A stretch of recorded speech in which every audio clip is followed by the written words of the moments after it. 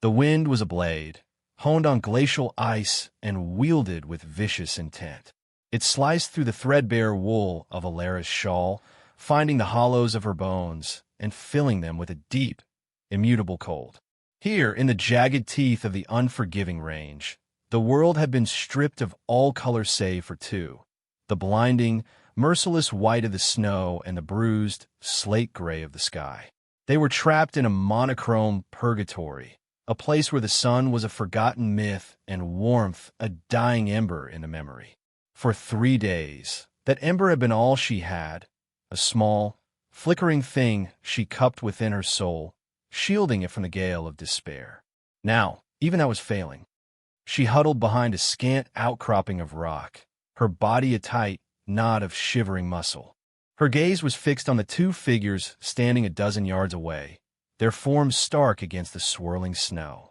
One was Silas, the scout who had led them into this white hell, his confidence shattered, his face a mask of frost-nipped desperation. The other was a ghost, a man who seemed to have materialized from the storm itself. He was of the Ute people, the mountain's children, and he stood with a stillness that defied the tempest. He wore hides and furs that seemed an extension of the wild landscape, and his long, dark hair was whipped by the wind, yet he did not flinch. He simply watched, his presence a silent rebuke to their foolish intrusion into his domain. "Please," Silas's voice was a raw, broken thing, torn and tattered by the wind. "We are lost. Our supplies, they're gone. The pass, we were told it was clear." His words were a confession of failure, of a pride that had led them all to the brink of the grave.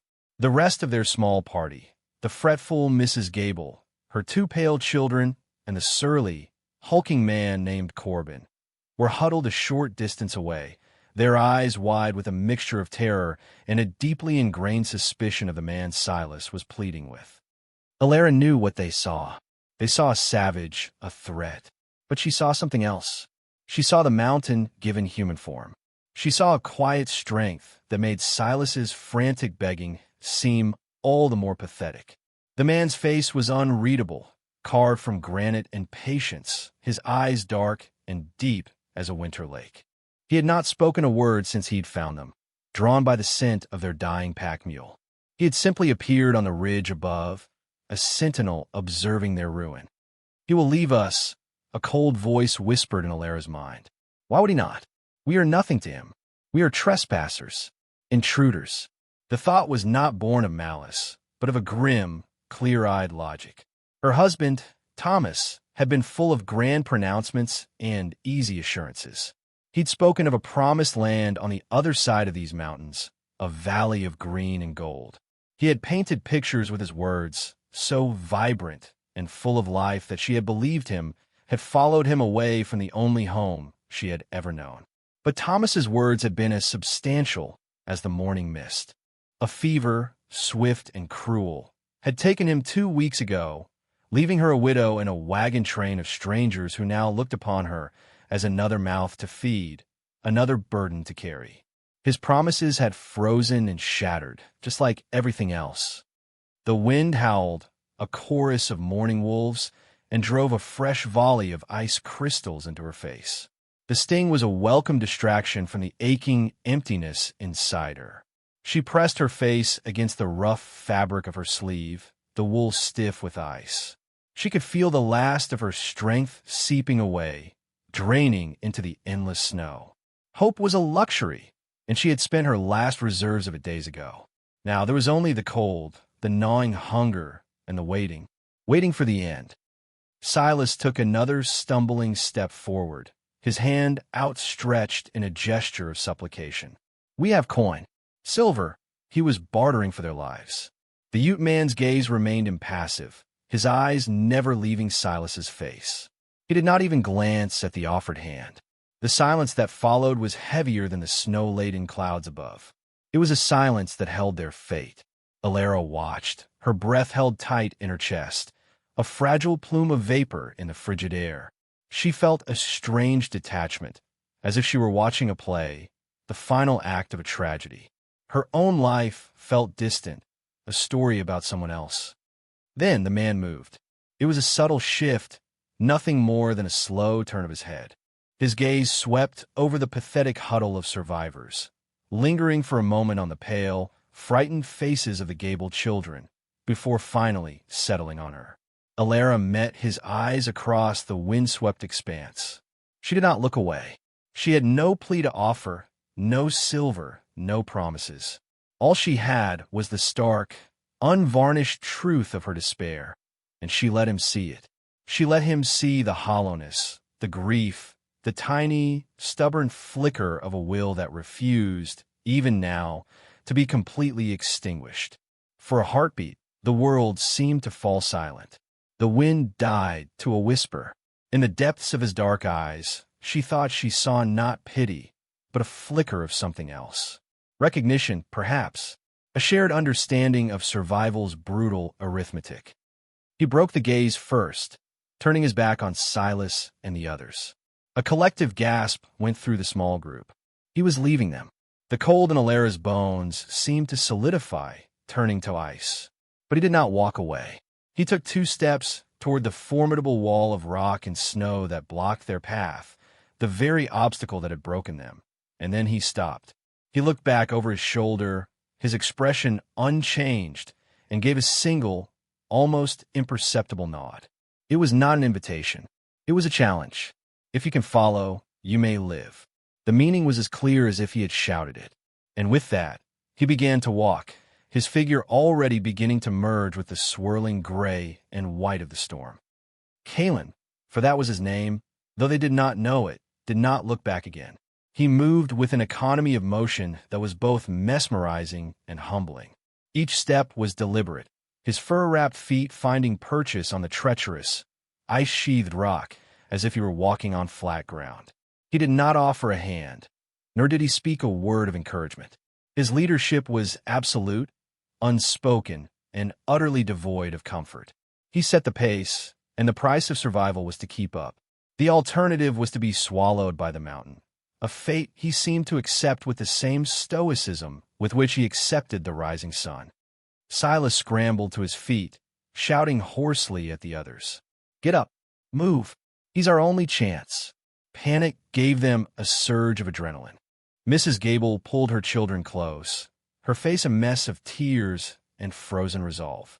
Corbin spat on the ground, a dark stain against the snow, his expression a mixture of resentment and grudging necessity. He hefted his pack with a grunt, his eyes narrowed with suspicion as he watched the guides retreating back. He did not trust this man, this savage, but even he understood that to remain here was to die. Alara pushed herself up, her limbs protesting with a fiery ache. The brief connection she had felt with the guide, that silent, shared moment, was gone, replaced by the urgent, brutal reality of the climb. She cinched her thin shawl tighter, her fingers clumsy and numb. She had nothing left of Thomas but the worn gold band on her finger and the memory of his easy smile, a memory that now felt like a cruel joke. He had brought her to this place of ruin, but he would not be the one to see her out of it. She took a deep breath, the frigid air searing her lungs, and placed one foot in front of the other. She would not think of Thomas. She would not think of the life she had lost. She would think only of the next step and the one after that. She fixed her eyes on the dark, steady figure moving ahead of them, a lone anchor in a world of white chaos. He was their guide. He was their hope. And he was a complete stranger who owed them nothing. The precariousness of their situation was a physical weight, pressing down on her with every labored breath. The journey had just begun, but already she understood it would demand more from her than she had ever thought she possessed. She had to find a strength she didn't know she had, or she would become just another ghost on this merciless mountain. The ascent was a slow, agonizing crawl against the mountain's will. The path Kalen chose was not a path at all, but a series of near-vertical scrambles and treacherous ledges that no sane person would attempt. Yet he moved through it with a fluid certainty, his body attuned to the mountain's rhythms in a way that was both alien and deeply reassuring. He did not pause to let them rest, did not check to see if they were following. His silence was a constant, pressing demand. Keep up or be left behind. Alara's world shrank to the space immediately in front of her. The placement of her frozen boots, the desperate grip of her raw fingers on the icy rock, the burning protest of her lungs. The wind was a constant tormentor, plucking at her clothes, whispering threats in her ears, trying to tear her from her fragile holds. She moved in a daze of exhaustion and pain, her thoughts a numb, repetitive mantra of one more step, one more step. Behind her, she could hear Mrs. Gable's soft, desperate sobs, punctuated by the sharp, encouraging words she offered her children. Ahead of her, Corbin's labored grunts and curses were a counterpoint to the wind's shriek. He moved with a clumsy, brute force, his anger a palpable thing. He resented their guide, resented his own weakness, and most of all, he resented their utter dependence on a man he considered as inferior. Alara could feel the weight of his hostility, a dark energy radiating from him that was almost as cold as the air. Hours bled into one another, marked only by the shifting light as the obscured sun crawled across the sky. The initial surge of panicked energy had long since faded, replaced by a deep, leaden weariness. Alara's legs trembled with the strain, and a dizzying lightheadedness from hunger and altitude made the world tilt and sway. At one point, her foot slipped on a patch of black ice hidden beneath a dusting of fresh snow. Her body lurched sideways, a small cry escaping her lips as she scrabbled for a hold on the sheer rock face. Her fingers, numb and useless, found nothing but smooth, frozen stone. For a terrifying second, she was falling. The gray sky and white ground swapped places. Then, a hand shot out, grabbing the collar of her coat with a grip of iron. It was Kalen. She hadn't even realized he had stopped, that he was so close. He had moved with the silence of shadow. He hauled her back onto the narrow ledge with an effortless strength that belied his lean frame. She collapsed against the rock wall, her heart hammering against her ribs, her breath coming in ragged, painful gasps. She looked up at him, ready to stammer out her thanks, but he was not looking at her. His gaze was fixed on the path ahead, his expression as impassive as ever. He had saved her life as one might right a fallen pack animal, a simple, necessary action, devoid of emotion. He held his position for a moment longer, a silent order for her to regain her footing, and then he moved on without a word, without a backward glance. The moment was over. Alara pushed herself upright, her body shaking uncontrollably. The brief, brutal contact had left an impression on her, not just of his strength, but of his sheer competence. There had been no hesitation, no panic, just a swift, decisive action. It was a stark contrast to the blustering incompetence of Silas or the simmering rage of Corbin. She felt a flicker of something new, something that was not quite trust, but a grudging respect. He was not leading them. He was simply surviving and allowing them to follow in his wake. As they climbed higher, the air grew thinner, colder. Alara's mind began to drift, her thoughts unmoored by fatigue. She remembered her home, the gentle green hills, the scent of damp earth after a spring rain. It seemed like a different world, a different lifetime. She thought of Thomas, of his confident voice spinning tales of their future. "It's a new Eden, Alara," he had said, his eyes bright with a fever that had nothing to do with his eventual illness. "Land for the taking. We'll build a house with our own hands, a place where no one can tell us what to do." He had made it sound so simple, so pure. He had conveniently omitted the part about the impassable mountains, the crushing winters, the sheer, indifferent cruelty of the wilderness. He had sold her a dream, and she had paid for it with everything she had. A wave of bitterness washed over her, so sharp and cold it threatened to choke her. She had been a fool, a dutiful, believing fool. She had packed her mother's china, her books, the small, precious things that made up a life, and traded them for this frozen wasteland. They were all gone now, abandoned with the wagon on the far side of the mountain, useless artifacts of a life that no longer existed. All she had left was the clothes on her back and a body that was failing her. She stumbled again, catching herself before she fell. The movement sent a jolt of pain through her ankle. She bit her lip, forcing herself to keep moving. She would not be the one to slow them down. She would not be another burden. The memory of Kaylin's hand on her collar, the sheer physical certainty of it, was a strange anchor. It was a reminder that survival was not about dreams or promises. It was about the immediate, physical reality of the next handhold, the next foothold. It was a language he understood perfectly, and one she was being forced to learn with brutal speed. She looked up from the snow, her eyes finding his distant figure once more. He was a part of this place, and if she was to live, she would have to become a part of it too. The thought was terrifying, but it was also the first truly honest thought she had allowed herself in months. The dream of Eden was dead. This was the reality, and her survival depended on accepting it. As dusk began to bleed its purple stain across the gray sky, Kaylin finally led them off the exposed ridge and into a shallow, protected alcove carved into the mountainside. It was barely a cave, more a deep overhang of rock, but it offered a respite from the relentless wind. The sudden stillness was a shock to the system, the silence in her ears almost as loud as the gale had been. The small party collapsed, their bodies giving in to the exhaustion they had held at bay for hours. Mrs. Gable huddled with her children, wrapping them in her own thin blanket, her face a pale oval in the gathering gloom. Corbin dropped his pack with a thud and leaned against the rock wall, his chest heaving, his glare fixed on their guide. Kaylin ignored them all. He moved to the back of the alcove, his movements still precise and unhurried despite the day's grueling trek.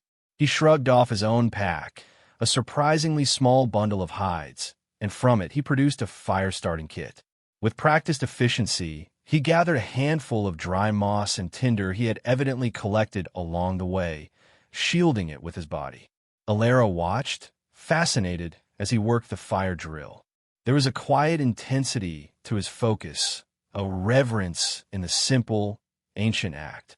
Within minutes, a tiny spark glowed, was nurtured into a fragile flame, and then fed with small twigs until it grew into a small, steady fire. The light and warmth that blossomed in the darkness were miraculous. It was more than just heat. It was a beacon against the crushing despair, a tangible symbol of life in a world that seemed bent on extinguishing it. A collective sigh of relief went through the group. The firelight danced on the rock walls, casting their weary faces in flickering shades of orange and black. It made them look like ancient, primitive things, stripped of their civility and reduced to the basic, desperate need for warmth. Kaylin sat back on his heels, his work done. He produced a strip of dried meat from his pack and began to chew on it slowly, his eyes on the flames. He offered none to the others. It was not an act of cruelty, Alara realized, but of simple fact. He had his provisions. They were supposed to have had theirs. The law of the mountain was stark. You carry your own weight. Corbin watched him, his jaw tight. "He'll let us starve," he muttered, his voice a low growl meant for Silas, but loud enough for Alara to hear. "Savage. He'll watch us die and pick our bones clean." Silas, hunched over and shivering, just shook his head, too defeated to argue. "He got us this far, Corbin. He got us out of the wind. He's toying with us," Corbin insisted. Leading us on, Alara said nothing. She edged closer to the fire, stretching her numb fingers toward the flames. The warmth was a blissful agony, 1,000 tiny needles pricking her frozen skin back to life. She watched Kaylin, his face illuminated by the fire. In the shifting light, the hard lines of his features seemed to soften. She saw the faint tracings of old scars on his cheek, the deep-set weariness in his eyes. He was not a monolith of strength. He was a man, one who knew this world intimately and had paid the price for that knowledge. He was not toying with them. He was simply existing, following the rules of a life they could not comprehend. Her stomach cramped with a hunger so intense it made her dizzy. She had a single, stale biscuit left in her pocket, a miserable remnant of their lost supplies. She had been saving it, hoarding it like a treasure. Now, the thought of eating it in front of the others, especially the hungry children, felt obscene. Yet, the gnawing emptiness was a physical pain. Slowly, Kaylin rose and moved to the mouth of the cave, peering out into the deepening twilight. The snow was falling more heavily now, thick, wet flakes that muffled the sound of the wind. He stood there for a long time, a silhouette against the swirling white, before turning back. He looked at the huddled group, his gaze sweeping over them, and then it rested on Alara. He walked back to his pack and pulled out a small, skin-wrapped bundle. He approached her, his moccasins making no sound on the dusty floor of the cave. He stopped in front of her and held out the bundle. Alara stared at it, confused. He gave a short, impatient jerk of his head, urging her to take it. Hesitantly, she reached out and took the package. It was surprisingly heavy and slightly warm. She unwrapped the skin. Inside were several pieces of cooked meat, jerked venison, rich and dark, and a handful of roasted roots. It was a fortune. She looked up at him, her throat tight with an emotion she couldn't name. It was more than gratitude. It was a profound, aching recognition of an unexpected kindness in a world that had shown her nothing but cruelty. What? The word was a bare whisper, the first she had spoken in his presence. He did not answer immediately. He merely looked at her, his dark eyes holding hers. The firelight played in their depths. For the first time, she felt he was truly seeing her, Alara, not just another piece of the desperate, helpless cargo he was guiding. When he finally spoke, his voice was low and rough, like stones grinding together, the sound of a language used sparingly. "You have the mountain's eyes," he said. And then he turned and walked back to his place by the fire, leaving her holding the food, her mind reeling from the weight of his cryptic words. The mountain's eyes. What did it mean? Did he see her fear, her grief? Or did he see the same stubborn refusal to die that he saw in the twisted, wind-blasted pines that clung to the high cliffs? She didn't know. But as she broke off a piece of the precious meat and passed it to the wide-eyed Gable girl, she knew that something had shifted between them. A single thread of understanding had been woven in the darkness, as fragile and as vital as the fire that kept them all alive. The night was a long, cold battle. Sleep came only in short, fitful bursts, punctuated by the howling of the wind and the gnawing ache of hunger that even Kalen's offering could not fully quell. Alara huddled under her thin shawl, her body curled into a tight ball, trying to conserve every last scrap of warmth. The fire, now a bed of glowing embers, offered little comfort against the penetrating cold that seeped from the rock. She listened to the ragged breathing of the others, the soft whimpers of the children, the low, angry muttering from Corbin in his sleep. They were a small, fragile island of humanity in an ocean of wilderness, and the tide was rising.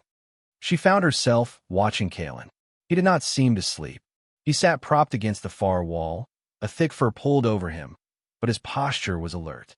Every so often, he would rise silently and add a piece of wood to the fire, his movements economical and precise. He was a guardian, a watchman, though whether he was protecting them from the storm or simply protecting the fire that kept them all alive, she couldn't be sure. His stillness was unnerving. It was the stillness of a predator, patient and aware, his senses attuned to every shift in the wind, every skittering sound from the darkness beyond their shelter. The mountain's eyes. The words echoed in her mind. She thought of the way she had met his gaze before the climb, the raw honesty of her despair. Perhaps that was what he had seen. Not weakness, but a stripping away of all pretense. The mountain did not tolerate lies or false bravado. It demanded truth. Her truth was that she was broken, grieving, and terrified. But she was still here. She was still breathing. Maybe that was enough. Morning arrived, not with a sunrise, but with a subtle lightening of the oppressive gray. The snow had not stopped. It had intensified. The world outside the cave was a churning maelstrom of white. The entrance to their shelter was already partially drifted over. A thick, suffocating silence had fallen, the kind that comes with a heavy snowfall, absorbing all sound, all life. Silas crawled to the entrance and peered out, his face falling. "We're snowed in," he said, his voice flat with defeat. "We can't move in this. We're trapped." Corbin pushed him aside, looking for himself. Trapped. He spun around, his face contorted with rage, and pointed a trembling finger at Kalen. "This is his doing. He let us into this. This was his plan all along, to trap us here and leave us to die." Kalen didn't even look at him. He was calmly checking the lashings on his snowshoes, his focus absolute. The dismissal was more infuriating to Corbin than any verbal retort could have been. "Damn you, look at me when I'm talking to you." Corbin took a threatening step forward. "We paid you. Or we will. You have to get us out of here." Kalen finished his knot and slowly, deliberately, raised his head. His eyes were cold, flat chips of obsidian. "The mountain does not take payment," he said, his voice quiet but carrying an immense weight. "It does not care for your hurry. We wait for the sky to clear. Wait? We'll starve waiting." Corbin gestured wildly at the Gable children, who were huddled together, their faces pale with fear. "We have nothing. What are we supposed to eat?" The question hung in the air, heavy and poisonous. All eyes turned to Kalen, to the small pack that held his meager provisions. The unspoken accusation was clear. He had food. They did not. Kalen's gaze swept over them, and for a moment, Alara saw a flicker of something that looked like contempt. Not for their hunger, but for their helplessness. He had brought them to shelter, had given them a fire. He had shared his own food with her. What more did they expect? That he would magically produce a feast? That he would undo the foolish decisions that had brought them to this precipice? He rose to his feet, a fluid, powerful movement that made Corbin instinctively take a step back.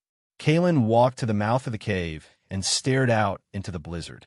He was reading the snow, the wind, the sky, searching for signs and portents that were invisible to them. "The storm will break by midday tomorrow," he announced, his back still to them. "If we are to live until then, we must conserve our strength. Do not waste it on fear." His calm certainty was a steadying influence, but it did little to soothe Corbin's raw panic. The big man was like a cornered animal, lashing out at the perceived source of his entrapment. Alara could see the dangerous gleam in his eyes as he watched Kalen. He was a man accustomed to solving problems with brute force, and he was rapidly reaching the end of his patience. The tension in the small cave was becoming as suffocating as the snow outside. It was a fragile ecosystem of fear, and Corbin was the predator threatening to tear it all apart. Alara felt a strange impulse, a need to defuse the situation. She remembered the small sewing kit she still had in her pocket, one of the few practical items she had managed to save. She looked at Kalen's tunic, noticing a small tear in the hide near his shoulder. An idea, small and perhaps foolish, took root. She moved quietly, taking a seat a short distance from Kalen, who had returned to his place by the fire. She took out her needle and a length of sturdy thread. She held them out to him. "Your tunic," she said softly, nodding toward the tear. "I commend it. It will keep the wind out." The offer was so simple, so domestic, it felt absurd in their current circumstances. Corbin let out a short, derisive laugh. But Kalen looked at her, then at the needle in her hand, and then back at her face. He seemed to consider her for a long moment. She was not offering charity. She was offering a skill, a trade, an act of mutual preservation. It was a language he understood. Without a word, he shrugged off his heavy outer fur, revealing the worn leather tunic beneath. He turned his shoulder toward her. His trust was implicit, and it sent a small jolt through her. As she began to stitch the thick hide together, her fingers clumsy with cold, she was acutely aware of his proximity. She could feel the warmth radiating from his body, could smell the faint, clean scent of wood smoke and pine that clung to him. She focused on her work, on the small, neat stitches, a familiar, calming rhythm. It was a tiny act of order in a world of chaos, a small mending of a tear in the fabric of their survival. And as she worked, she could feel the tension in the cave lessen, just for a moment. She had built a small, fragile bridge across the chasm of fear and mistrust, a bridge made of nothing more than a needle and thread. The day dragged on, a monotonous eternity of gray light and swirling snow. The world outside the cave was a formless, shifting void. Time seemed to warp and stretch, each minute an hour, each hour a day. The fire was the center of their universe, the only thing that held the crushing, absolute cold at bay. They huddled around its meager warmth, a small band of ghosts haunting the edge of existence. The silence was profound, broken only by the whisper of the wind at the cave mouth and the occasional, fretful cough from one of the Gable children. Hunger was a constant, gnawing presence, a hollow ache that twisted in their bellies and clouded their thoughts. Alara finished mending Kaelin's tunic, her stitches small and even, a testament to a lifetime of quiet, domestic skills that seemed utterly useless now, except for this one small moment. She knotted the thread and snipped it with her teeth. He gave a short, single nod of acknowledgement, his eyes briefly meeting hers. It was thanks enough. The simple act had created a subtle shift in their dynamic. She was no longer just a helpless passenger. She had contributed, however small her contribution might be. Corbin watched them, his face a thunderous mask of resentment. He saw their quiet exchange not as an act of cooperation, but as a secret alliance. He saw Alara, a woman he had dismissed as a fragile, grieving widow, siding with the savage against her own kind. His paranoia, fed by hunger and fear, was beginning to curdle into something far more dangerous. He began pacing the short length of the cave, his heavy boots scuffing on the stone, his movements agitated and restless. "This is a fool's game," he finally burst out, his voice loud and jarring in the stillness. "Waiting. He wants us weak. That's his plan. When we're too weak to fight back, he'll take what little we have and leave us for the wolves."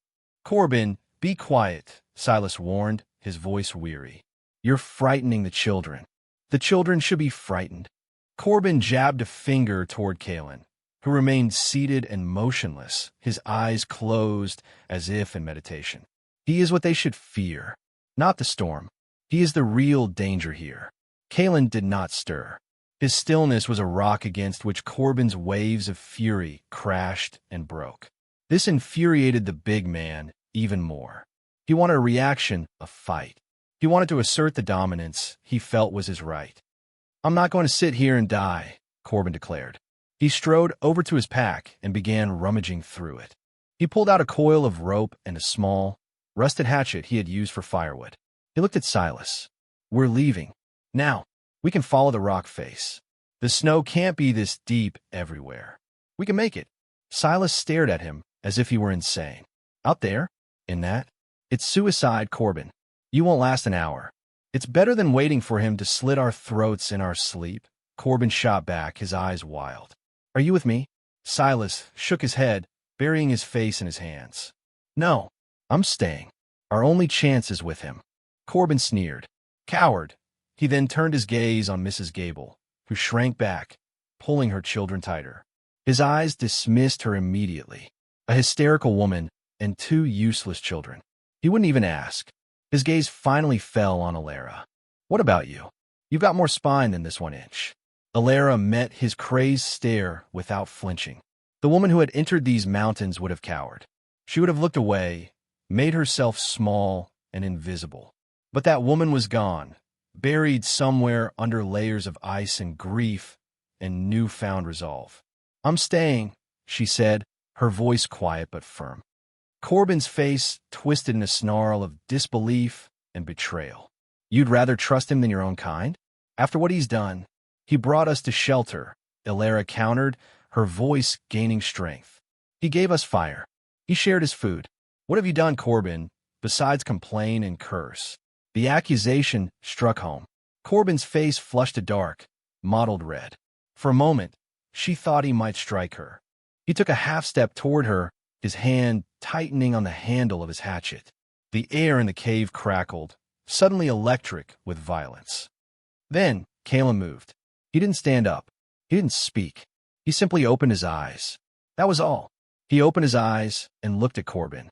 The look was ancient and utterly devoid of fear. It was a look of profound, intimidating calm, the look of a mountain contemplating a single insignificant stone that was about to tumble.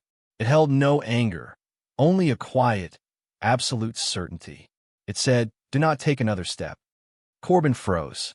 The raw, physical menace he projected seemed to crumble under the weight of that silent gaze. He was a big man, strong and used to intimidation, but he was facing something he did not understand. He was facing a man who was not afraid to die, and who was even less afraid of him. The hatchet in his hand suddenly seemed like a child's toy. He stood there for a long, tense moment, his chest rising and falling rapidly. The battle was fought and lost in that silence. With a guttural curse, Corbin turned away. He stalked to the mouth of the cave, coiling his rope. "Fine.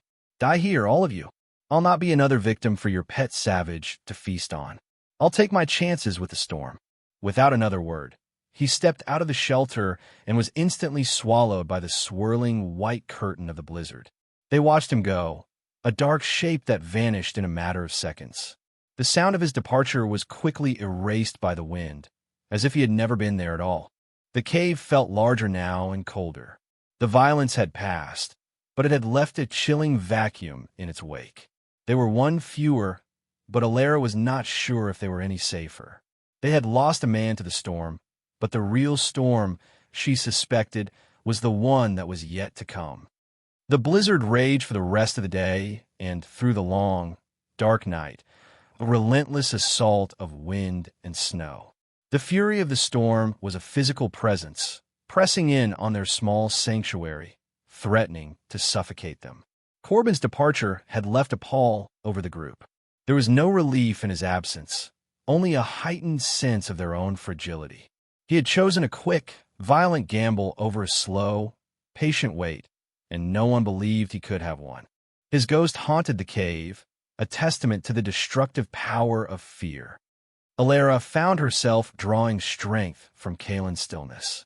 He remained a fixed point in their chaotic world. He rationed out a few more strips of dried meat and some roots, a meager portion for each of them, ensuring the children ate first.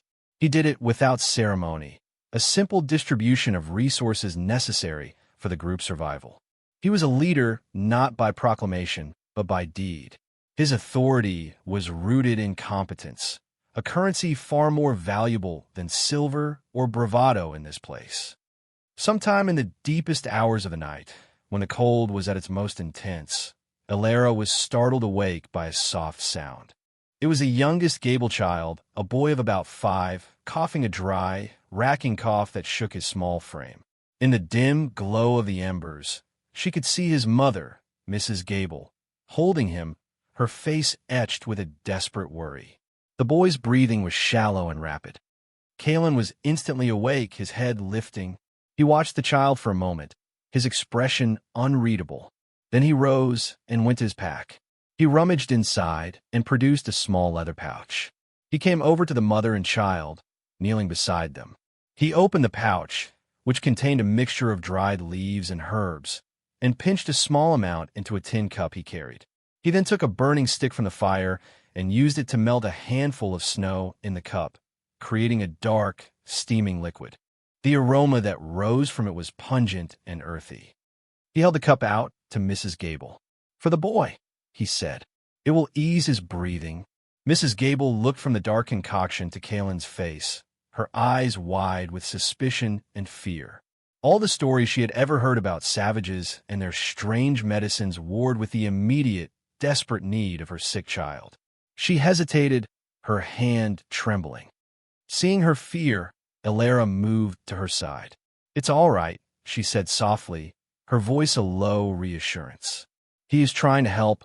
She looked at Kalen, a silent question in her eyes. He met her gaze and gave a slow, almost imperceptible nod. It was enough. Alara took the cup from him. "Let me," she said to Mrs. Gable. She gently lifted the boy's head and helped him sip the warm, bitter tea.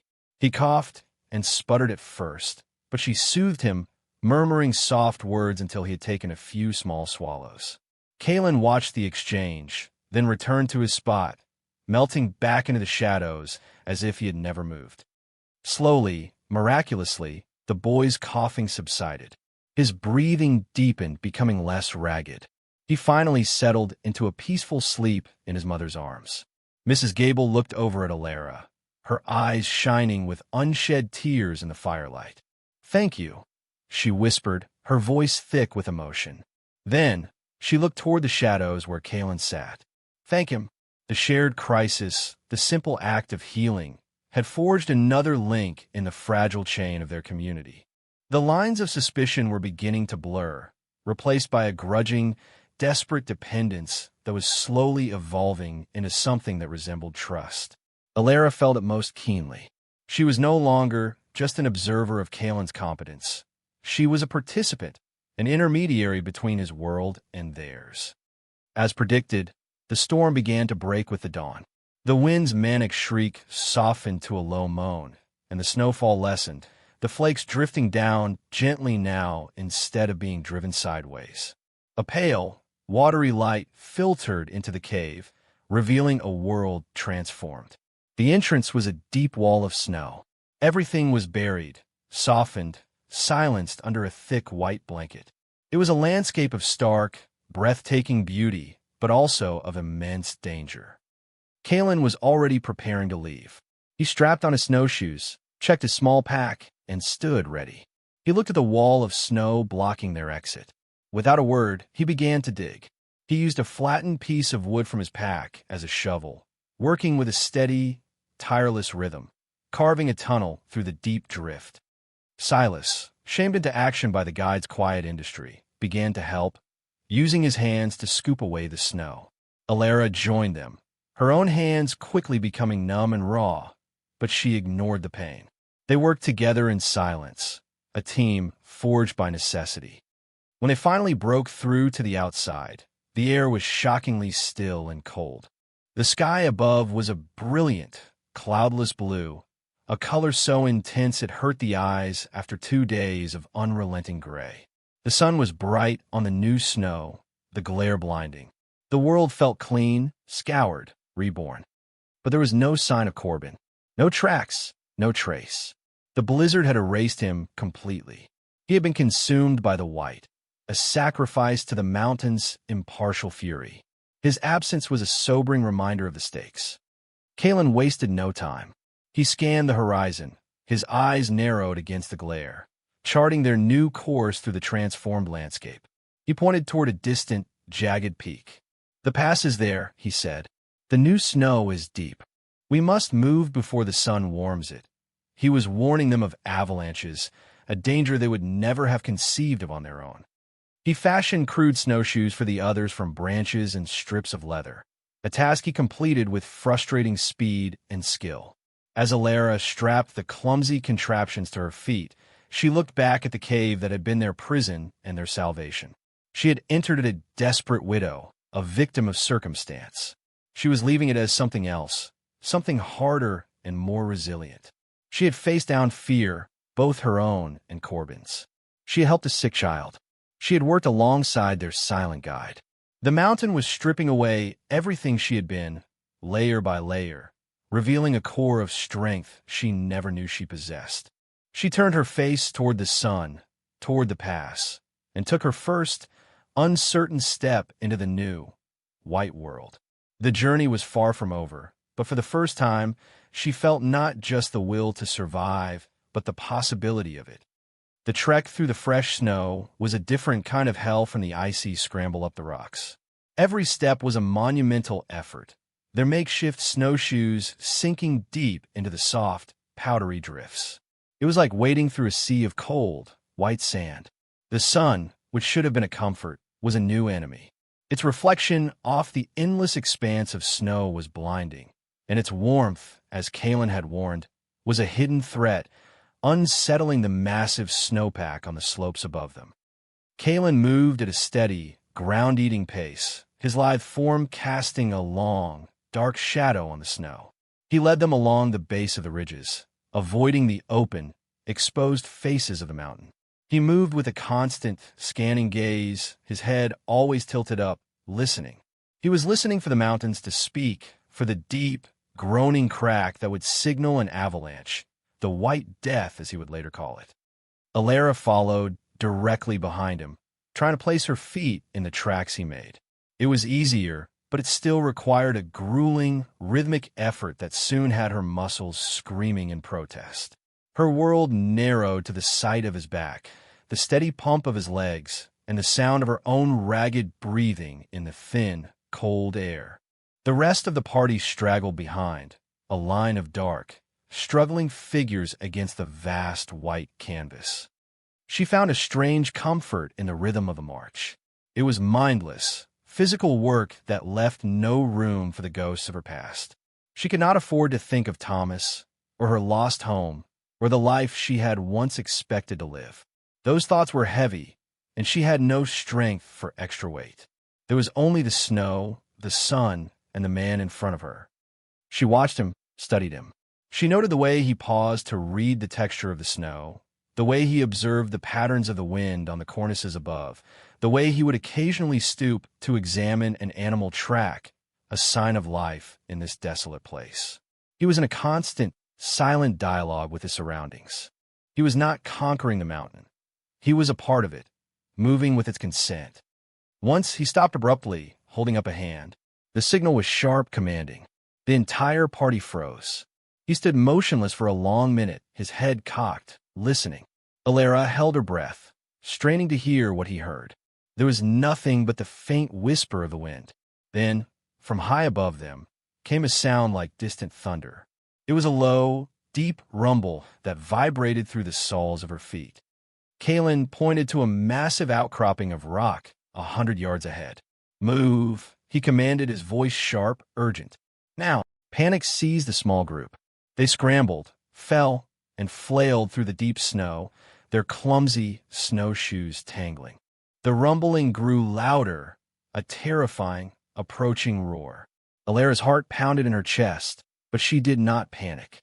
She fixed her eyes on Kalen, who was already halfway to the rocks, and forced her screaming legs to move. He was not running in a blind panic. He was moving with purpose, and her survival depended on trusting that purpose. She reached the shelter of the rocks, just as the avalanche hit the slope they had just been crossing. It was a horrifying spectacle. A massive wave of snow, ice, and rock cascaded down the mountainside, a churning, unstoppable river of white destruction. It moved with incredible speed, erasing the landscape, swallowing everything in its path. The sound was deafening, a physical force that shook the very ground they stood on. It passed less than 50 yards from their position, the wind from its passage blasting them with a cloud of fine, icy powder. And then, as quickly as it had begun, it was over. The roar subsided, replaced by an echoing silence. The slope that had been a smooth, pristine white was now a chaotic jumble of snow blocks and debris. Their tracks, their path were gone. If Kalen had not heard that first, subtle warning, they would have been buried under 100 feet of snow. They all stood in stunned silence, their faces pale, their bodies trembling with adrenaline. Silas leaned against the rock, vomiting into the snow. Mrs. Gable was clutching her children, her eyes wide with terror. Alara looked at Kalen. He was calmly watching the aftermath, his face grim but composed. He had not just saved them. He had anticipated the danger, had understood the mountain's language when they had been deaf to it. Her respect for him deepened into a profound, almost reverent awe. He was not just a guide. He was a master of this domain. He let them rest for only a few minutes, just long enough for their racing hearts to slow. Then he turned to them. "The danger has passed here," he said, "but there will be others. We must keep moving." There were no more arguments, no more complaints. The avalanche had scoured away the last remnants of their arrogance and disbelief. They were putty in his hands now, their lives utterly dependent on his knowledge. They followed him without question, their steps dogged, their gazes constantly, fearfully scanning the slopes above. The near-death experience had changed something in Alara. The fear was still there, a cold knot in her stomach, but it was no longer paralyzing. It was a tool, a whetstone that sharpened her senses. She found herself noticing things she hadn't before. The way the light changed, the subtle shifts in the wind, the different sounds the snow made under her feet. She was beginning to learn the mountain's language, just a few rudimentary words, but it was a start. She was learning to see with mountain's eyes. As the sun began to dip toward the horizon, casting long, blue shadows across the snow, they finally reached the base of the pass. It loomed above them, a steep, narrow channel of rock and ice, the final barrier between them and the valley beyond. It looked impossible, a vertical wall of white. But Kalen looked at it not with dread, but with a quiet determination. This was the gate, and tomorrow he would lead them through it. They made a cold camp that night, sheltered in the lee of a massive boulder. There was no wood for a proper fire, only a few handfuls of dry scrub Kalen managed to dig out from under the snow. They huddled around a tiny, sputtering flame that gave off more smoke than heat, chewing on the last of the dried meat. The mood was somber, exhaustion settling over them like a shroud. The pass loomed over them, a dark, intimidating presence against the star-dusted sky. Alara sat a little apart from the others, staring up at the river of stars, more brilliant and cold in the thin air than she had ever seen them. She felt infinitesimally small, a tiny, fragile speck of life in the vast, indifferent cosmos. Yet, she did not feel hopeless. She felt clean. The person she had been, the wife, the dreamer, the woman who owned china and books, had been stripped away, burned off by the cold and the fear. What was left was something essential, something elemental. Kalen came and sat near her, not beside her, but close enough that his presence was a quiet comfort. He too looked up at the sky. They sat in a shared, companionable silence for a long time. The silence between them was no longer empty. It was filled with an unspoken understanding, forged in the crucible of the blizzard and the avalanche. My husband believed there was a paradise on the other side of these mountains, Alara said, her voice quiet, the words coming out before she had even consciously decided to speak them. He said it was a green valley where man could build a life from nothing. Kalen did not look at her. He kept his gaze on the stars. There is a valley, he said, his voice a low rumble. There is green, but there is no paradise. Land does not give itself for nothing. It must be understood, respected. It has its own laws, its own hunger. His words were not unkind, but they were stark and true. They cut through the last vestiges of Thomas's romantic fantasies. There was no Eden waiting for them. There was only another place with its own challenges, its own brutal truths. A life could be built there, perhaps, but it would be built with calloused hands and hard-won knowledge, not with dreams. He died before we even reached the foothills, Alara confessed, the admission costing her a surprising amount of effort. A fever took him. He never saw the mountains he was so sure he could conquer. Kalen was silent for a moment. Then he said, "The mountain does not care for belief. It cares for what you do. He is at peace. You are the one who must still climb. You are the one who must still climb." The words settled deep inside her. It was not a statement of pity, but a statement of fact, a challenge. Her journey was not over just because his was. She had been defined for so long as Thomas's wife, and then as Thomas's widow. Now here, under the cold, watchful eyes of the stars, she was simply Alara, a woman who was still climbing. She looked at the man beside her, this stranger who understood the world in a way she was only just beginning to grasp. He was a man of the mountain, and he had, in his own stoic, unrelenting way, guided her to a new understanding of herself. He had not offered her comfort or pity, but something far more valuable, a reflection of her own nascent strength. "Thank you," she said, the words encompassing everything, the food, the shelter, the fire, the path through the avalanche, the truth. He finally turned his head and looked at her. In the faint starlight, his eyes seemed to hold a profound depth, a quiet, ancient wisdom. He gave a single, slow nod. The gesture was small, but it felt immense. It was an acknowledgement of her journey, of her survival. It was an acceptance of her thanks. And in that moment, Alara knew that whatever happened on the past tomorrow, she would not face it as a victim, but as a survivor. The final ascent began before dawn, in a frigid, gray twilight where the stars still held sway. The air was thin and sharp, each breath a painful intake of ice. The pass was a formidable, vertical slash in the rock, choked with snow and shadowed by immense cornices of ice that clung to the cliffs like malevolent gargoyles. Kalen moved with a renewed intensity, his focus absolute. He carried a long pole, probing the snowpack ahead of him with each step, testing for crevasses hidden beneath the pristine surface. He had tied them all together with a length of rope, a grim daisy chain of survival. Alara was tied directly behind him, with Silas, Mrs. Gable, and her 2 children following in a line. The rope was both a lifeline and a burden, a physical representation of their shared fate. If one fell, they all might fall. The climb was a brutal, vertical struggle. They used hands and feet, kicking steps into the hard-packed snow, their fingers raw and bleeding as they clawed for purchase on the frozen rock. Alara's body was a symphony of pain. Her muscles, already pushed beyond their limits, burned with a fire that eclipsed the cold. Her lungs felt as if they were being shredded. But her mind was clear, focused entirely on the task at hand. She watched Kalen's movements, mimicking them precisely, placing her feet in his tracks, her hands in his holds. She trusted him implicitly. Her life was in his hands, and she accepted that with a calm that would have been unthinkable a week ago. She could hear the terrified sobs of the children behind her, the strained, desperate encouragements from their mother. She could feel the nervous tension in the rope, the way it jerked and slackened with each person's struggle. But she did not look back. To look back was to see how far they could fall.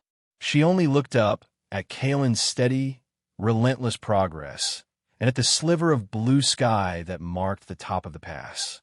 Hours passed in this agonizing vertical crawl. The sun rose, glinting off the ice, but its rays brought no warmth, only a blinding glare. They were insects on a vast wall of white, their progress imperceptible. Alara's mind entered a state of pure, detached focus. The world was reduced to the next step, the next breath, the strain of the rope at her waist. They were nearing the top, a final, steep pitch of ice-encrusted rock, when it happened. One of the children, the little girl, lost her footing. A terrified scream sliced through the air. The rope snapped taut, yanking Alara backwards. She dug her fingers into the rock, her boots scrabbling for purchase, the rope cutting cruelly into her waist. She held, but the sudden, violent jerk had thrown the entire line into chaos. Mrs. Gable shrieked, her body swinging out over the abyss as she tried to hold onto her daughter. Silas, further down the line, was pulled off his feet, his body sliding down the slope until the rope brought him up short with a sickening jolt. The entire weight of the 3 people behind her was now on Alara. The strain was immense, unbearable. Her grip was failing. The rock was tearing at her raw fingers. She could feel herself starting to slide, the rough snow and ice scraping at her clothes, her skin. Despair, cold and absolute, washed over her. After everything, this was how it would end. Hold on. The voice was Kalen's, a sharp, powerful command that cut through her panic. He had anchored himself to the rock face, his body braced, the rope wrapped around his arm. He was holding them all. His face was a mask of extreme concentration, the muscles in his jaw corded with the strain. He was the only thing between them and a 1,000-foot fall. "Alara," he shouted, his eyes locking with hers. "You must climb. I cannot pull you all." His words were a brutal, stark reality. He could hold them, but he could not save them. She had to save herself. She had to find a strength she did not think she possessed. She looked down for a fleeting second, saw the terrified, upturned faces below, the sheer, dizzying drop to the valley floor. Fear threatened to paralyze her. Then she looked back at Kalen. His eyes were not pleading, they were demanding. They were reflecting the same truth he had spoken the night before. You are the one who must still climb. It was not a choice. It was a command from survival itself. A surge of something fierce and powerful, something she had never felt before, coursed through her. It was not hope. It was rage. Rage at the mountain, at her fate, at her own weakness. She would not die here. She would not let these children die. With a guttural cry that was torn from the depths of her soul, she began to move. She ignored the screaming pain in her muscles, the fire in her lungs. She found a handhold, then a foothold. She pulled, her body trembling with the effort, the ropes slackening just an inch. Then another inch. She was climbing, not just for herself, but for all of them.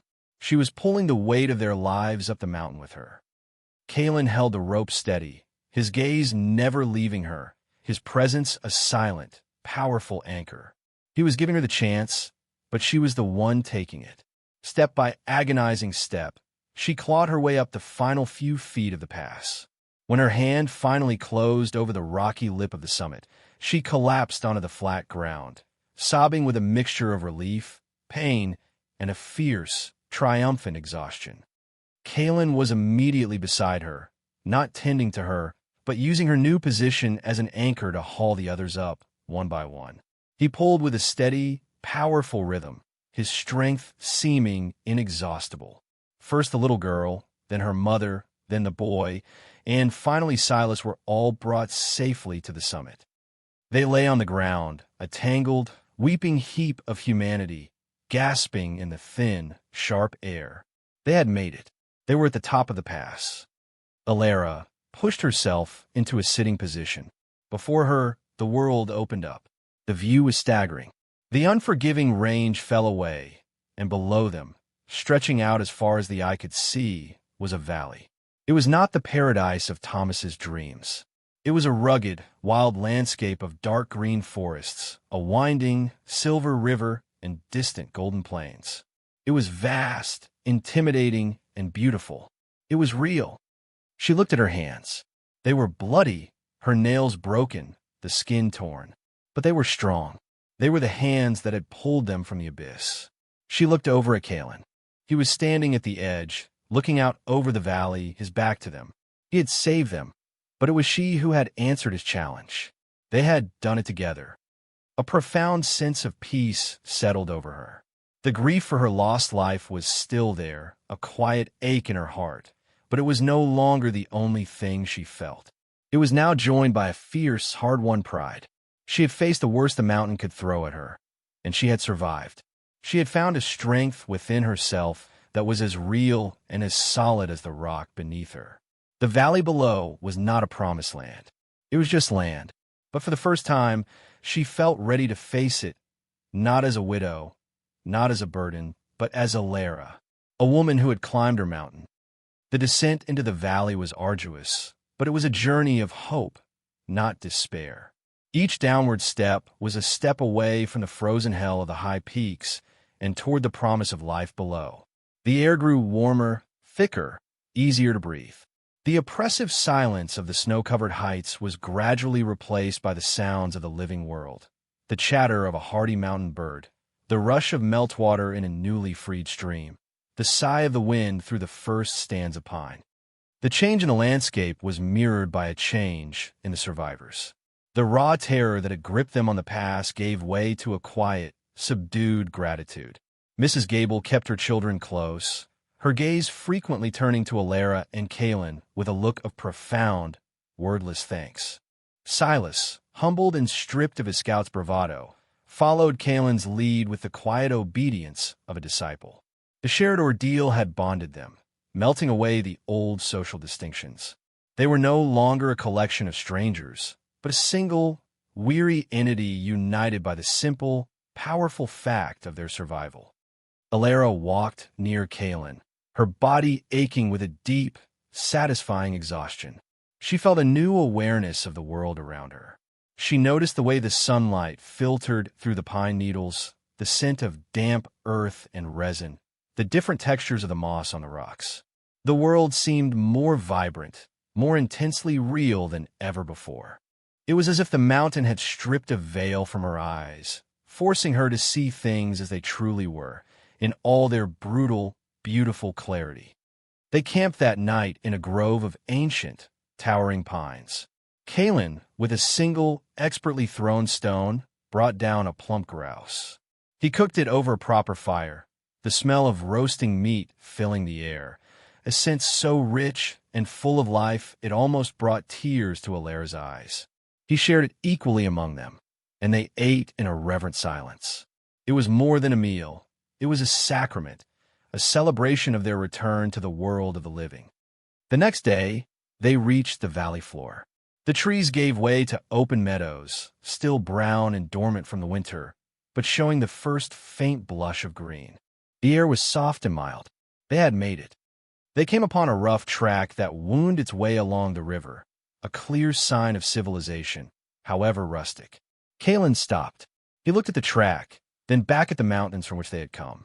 His face was, as always, unreadable, but Alara sensed a change in him. Here, at the edge of the world of men, he seemed to draw into himself the wild, easy grace he possessed in the mountains replaced by a watchful stillness. "This path will take you to a settlement," he said, his voice low. "A day's walk." His words signaled an end. His task was done. Silas fumbled in his coat and produced a few silver coins, all he had left. He held them out to Kalen. "It's not much," he said, his voice thick with shame, "but it's all we have. We owe you our lives." Kalen looked at the coins in Silas's hand, but he did not take them. He simply shook his head.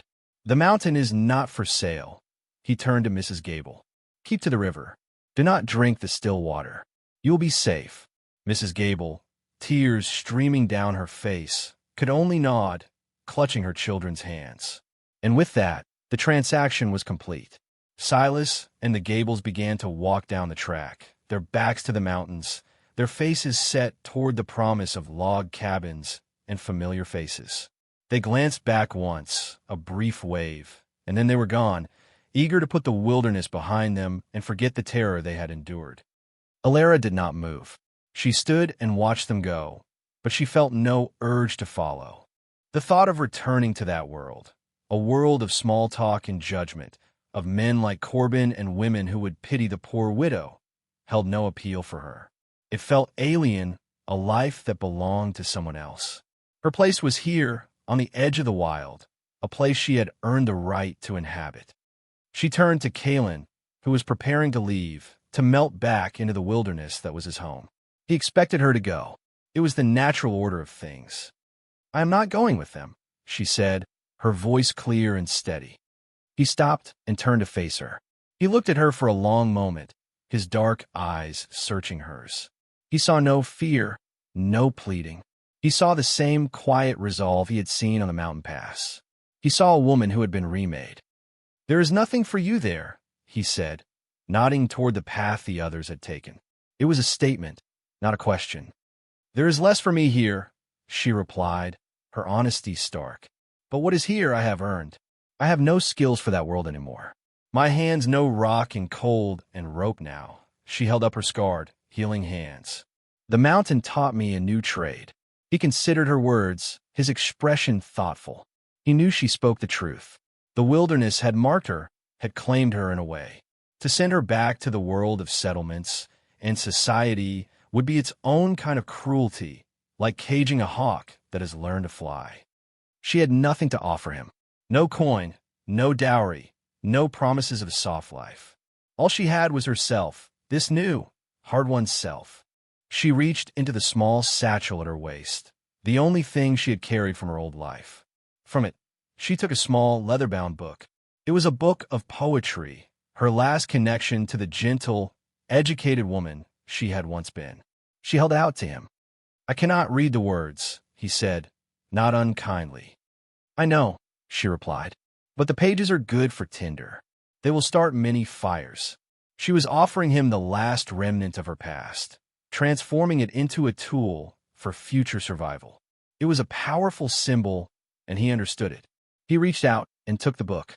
His rough fingers brushed against hers, a brief, warm contact that sent a jolt of awareness through her. He did not walk away. He turned and began to walk not back into the high mountains, but along the edge of the forest, following the river upstream, away from the settlement. He did not look back, but his pace was slow, measured. It was not a dismissal. It was an invitation. If you can follow, you may live. Alara watched him for a heartbeat, a small, quiet smile touching her lips for the first time in an eternity. Then, she squared her shoulders, took a deep breath of the free, wild air, and began to walk, following the silent man who had guided her not just through the mountains, but back to herself. The path ahead was uncertain, but she did not fear it. She was no longer lost. She was home,